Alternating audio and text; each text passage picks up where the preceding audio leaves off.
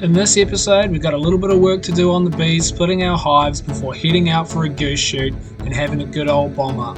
So come along for the ride and see how we got on.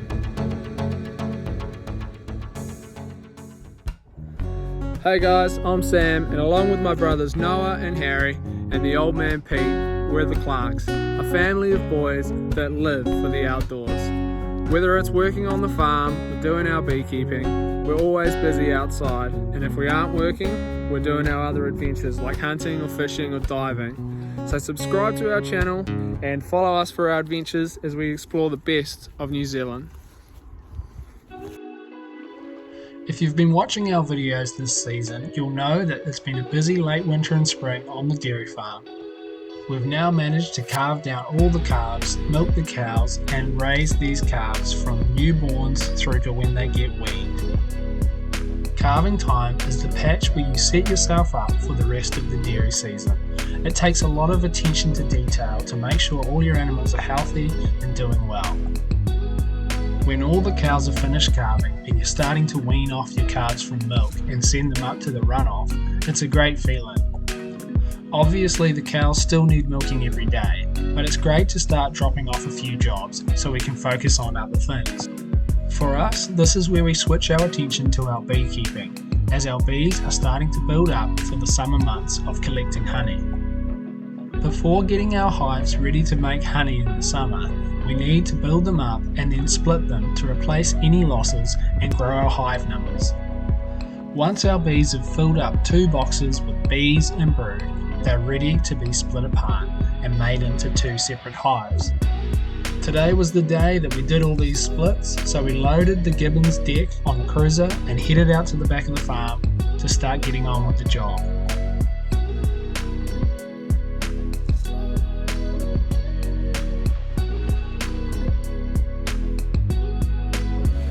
Do you like this time of the season, Harry? Yeah, it's pretty hard work, but it's quite enjoyable. Seeing the hives build back up after the winter.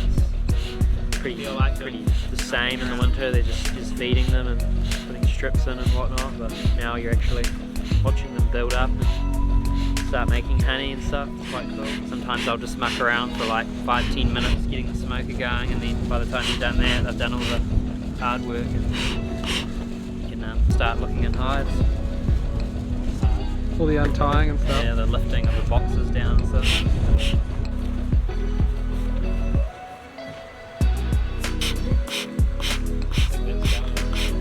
Yeah, I think the smoke is going now, Noah. I think you can come out. Oh yeah, it's going. So, today we are doing splits. What we're doing mated queens, so that means we're getting a queen that's already ready to start laying. Doesn't have to go out and get mated and then come back, which saves us a bit of time, and they're ready to produce honey quicker. So that means that we leave the old queen behind and we take the box that doesn't have a queen over to a new spot and we just drop a queen in there. So that's what we do. There's different ways of doing splits. We just choose to do it this way because it's kind of quickest and easiest for us. So yep, this is the system we go for. We find it works really well, and we'll get on with it. Once we'd located all the original queens, it was time to take away the other box and move them to a new location before putting the mated queens in with them. So these are your queens. We got them from SJA Honey. They come in the mail, and they're live bees, so probably hear them humming. This is 5 lots of queens. Then with them, take this top one off. One in each pack. There's 1 queen in each one. Plus she's got a whole lot of bees with her. That one's the queen. They got this candy here, which they have to eat through before they can get out into the hive, and that lets them acclimatise. The other bees get used to their pheromones so they don't attack her. If you just put her straight in, they'd just probably kill her. So what we do is we break this here off, and so then the bees can chew through and get out.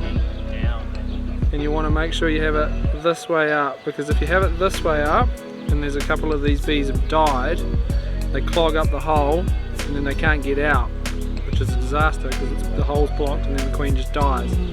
So you stick it that way up, and if there's a dead bee it'll fall to the back, the rest of them will chew through, plus the bees in there, they chew from this side. Let her out and you've got a hive with a queen. So let's get going.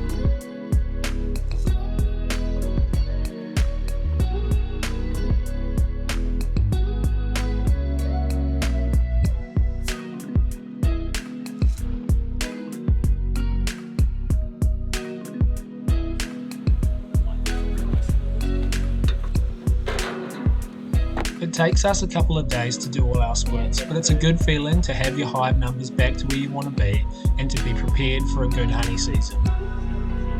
Just like other forms of farming, you're very vulnerable to the seasonal weather, and with beekeeping, a couple of months is all you've got to do your entire year's production, so you're a little bit vulnerable.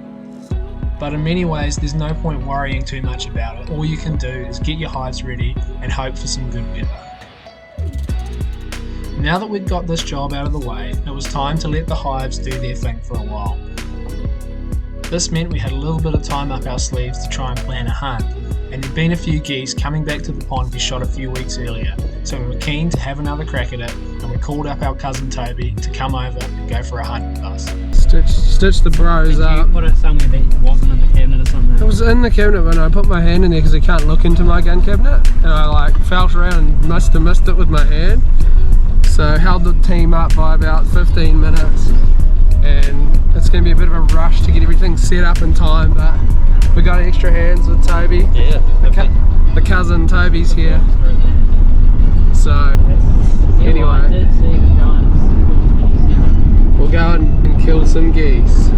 Yes, boy.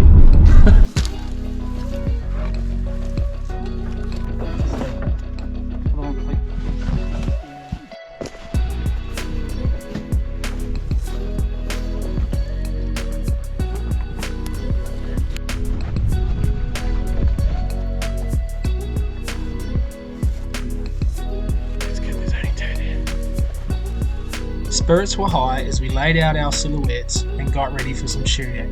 The boys had scouted it a few nights earlier and there was about 30 coming in, so if last shoot was anything to go by, we were in for a decent chance.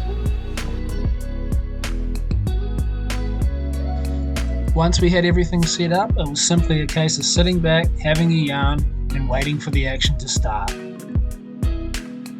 Because we'd had pretty good success last time, and we didn't have time to set up a proper mai, we were going for the same option of sitting on the bank with no cover and hoping they'd come in again.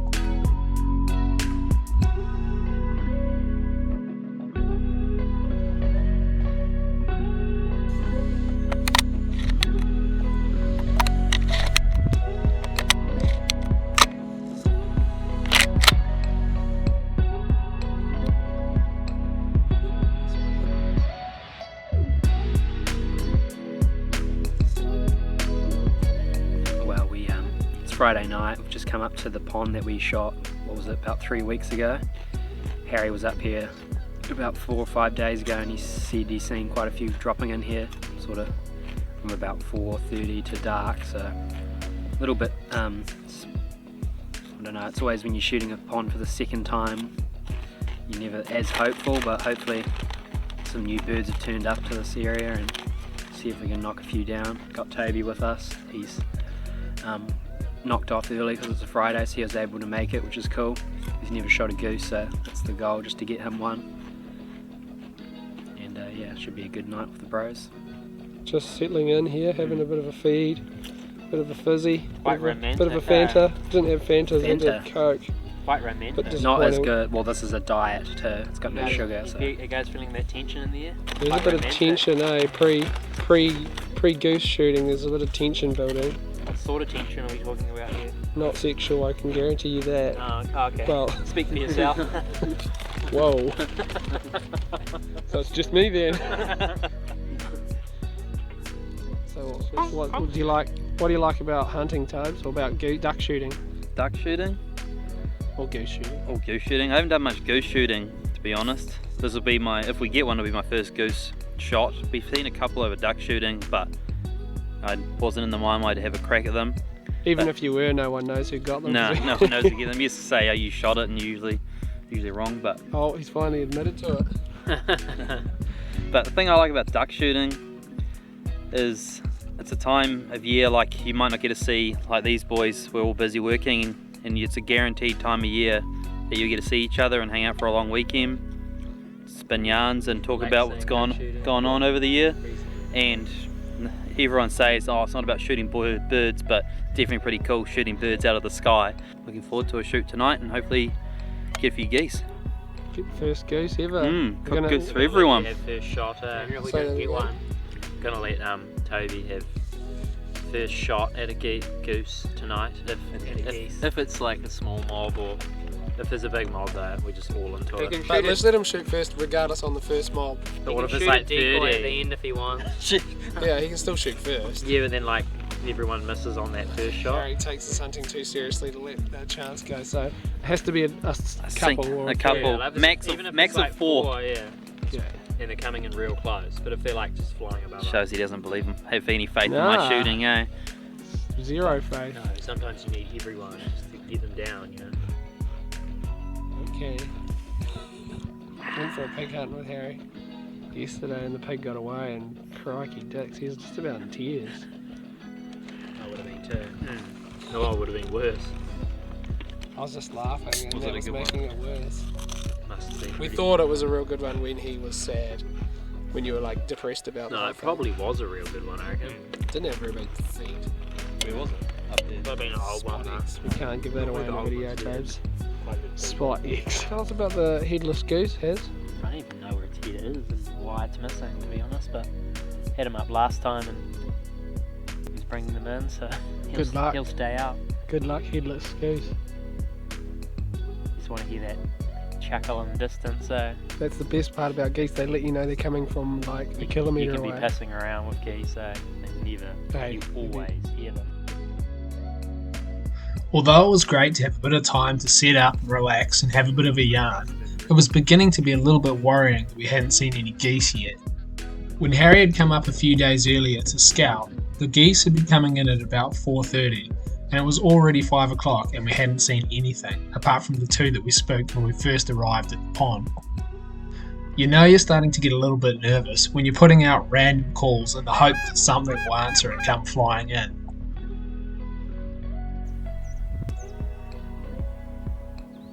No, what are you thinking about that? It's very quiet. I would have thought we would have seen something by been about here for about an hour, haven't we? Yeah, Over an hour. starting to get a little bit concerned. Very concerned. Like we'll be happy if we get a couple mobs now, probably.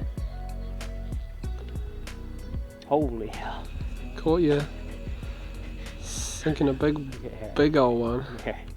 We were really starting to lose hope of getting a good haul of geese by this stage, and our sense of humour had really taken a turn for the worst. So it was a good thing when finally, in the distance, we heard a goose calling and we could focus our attention on something better. Lisa.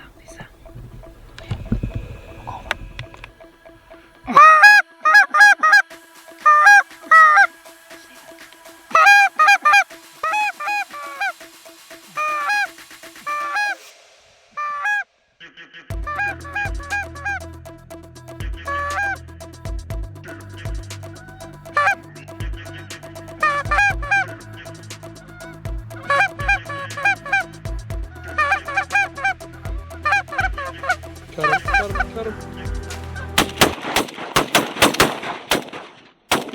Nice. Quite commit, did they? I think we know who's getting most of the geese now. No, a bit far. Definitely not too far. Look, I got hit like 6 times that one. It wasn't exactly the best shooting we've ever seen, but we had 2 birds down, we were on the board, and hopefully there was more to come. Well, I didn't know if you wanted to shoot them. Listen. There's more coming up. All of a sudden, it looked like our fortunes had changed, and we had a couple of big mobs coming towards us. Unfortunately, unlike the other week when we've been hunting up on this pond, where we had the sun directly behind us, there was no sun tonight, and the bigger mobs seemed to be spotting us and not coming in. Unfortunately, the big mob spooked, but there was one on the pond that Toby ended up shooting, so he was on the board.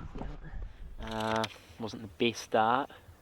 We got 2 down, so it was that big mob that just didn't commit right, so they could see us, obviously. Last time they didn't really care, so we just went for the same approach of just coming up here and sitting down. So hopefully if we get some more mobs to come in, they actually come right in. We've got Dad, has gone out to spook some off, so they normally come up here once they've been spooked, so it could be all go soon. You're pretty chuffed with your first goose, Toby, just a sitter on the water. Yeah, It's legal. it felt a bit cruel really, because like being used to duck shooting, I was almost asked, should I shoot the water first to put it in the air and then shoot it? But no. Just kill them, eh? You're on the board, Tobes. Tell 'em, yeah. The farmer will be happy. Cooked goose for everyone. The farmer will be happy. Think about Close, real close. Can you see them?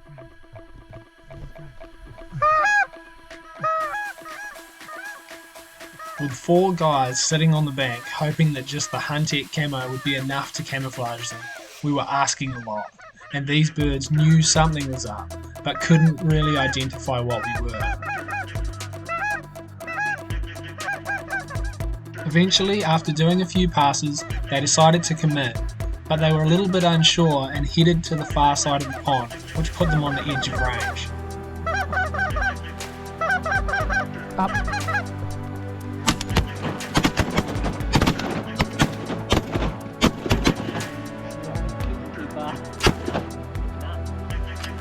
The combination of the birds being a bit further away and some terrible shooting got us some pretty low numbers on that mob. Things weren't really working out for us tonight, but there was still a bit of hope, and as the fading light came in, so did the geese.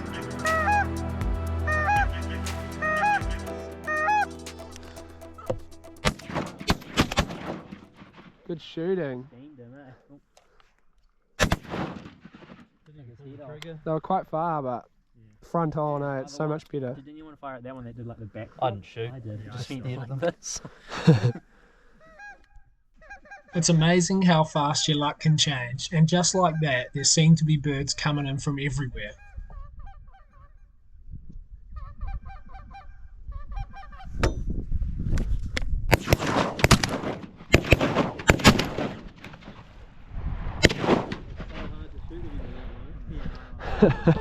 Got them, boys. Good shooting.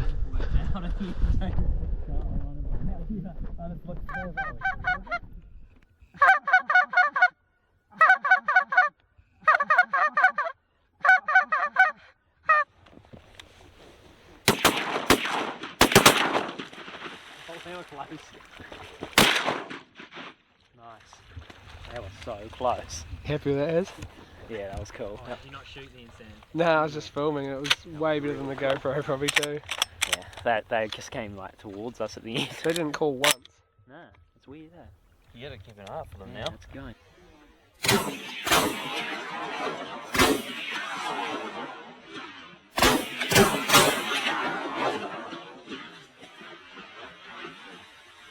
From here on in, the action was hot.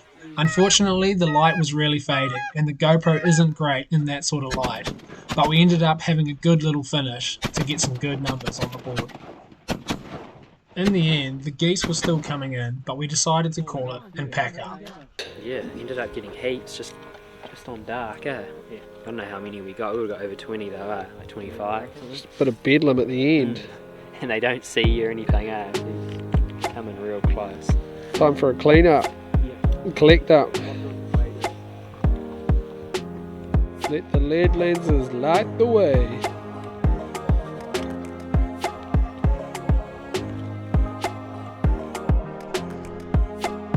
The last 15 minutes of shooting had been pretty much non-stop, so there were geese everywhere to pick up before we could do our tally up.